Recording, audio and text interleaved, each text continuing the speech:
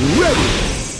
GMA Weather, serbisyong totoo ng GMA News. Mga kapuso, pinalakas pa ng bagyong Falcon ang hanging habagat matapos itong pumasok ng Philippine Area of Responsibility kagabi. Kaya naglabas ng heavy rainfall warning ang Pag-asa kaninang hapon para sa ilang bahagi ng Luzon. Nasa ilalim ngayon ng orange warning level ang Cavite at Laguna, habang yellow warning level naman dyan sa mga probinsya ng Bataan, Zambales, Batangas, Pampanga, Tarlac, Bulacan, Nueva Ecija at Rizal. Maging I am ready sa pagbaha lalo na sa mabababang lugar. May hanggang katamtamang ulan naman sa ilang bahagi ng Metro Manila at Bulacan, kasama na ang Quezon Province.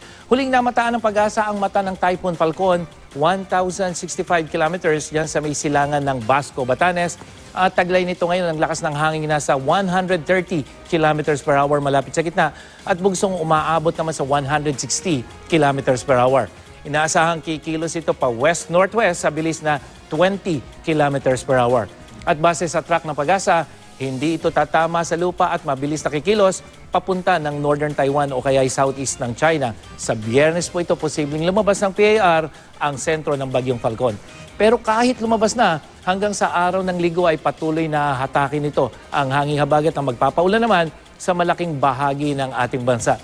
Ang bagyo namang may international name na Nangka na nasa labas pa ng PAR, ito ay lumakas pa at halos isa ng super typhoon.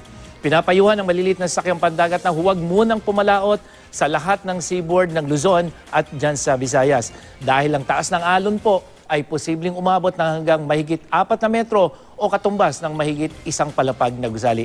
Bukas, asahan ng maghapong pagulan sa buong Luzon, lalo na dyan sa mga Ilocos Region, Central at Southern Luzon na may hanggang malalakas na ulan. Yung nakikita nyong kulay dilaw at pula na yan, base yan sa datos ng The Weather Company.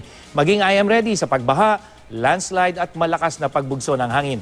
Sa mga nakatira naman sa coastal areas, maganda sa posibleng pagtaas ng alon. At sa Metro Manila, magtutuloy-tuloy ang malakas na ulan mula umaga hanggang gabi sa susunod yan na 3 araw.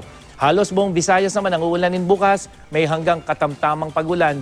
Maghapon po yan dyan sa may western section, habang sa Mindanao, may mahinang ulan sa Buanga Peninsula, dyan sa may ARMM, Soc-Sargen at hanggang sa eastern section pagdating po sa umaga at sa hapon, buong Mindanao na ang makakaranas ng pagulan.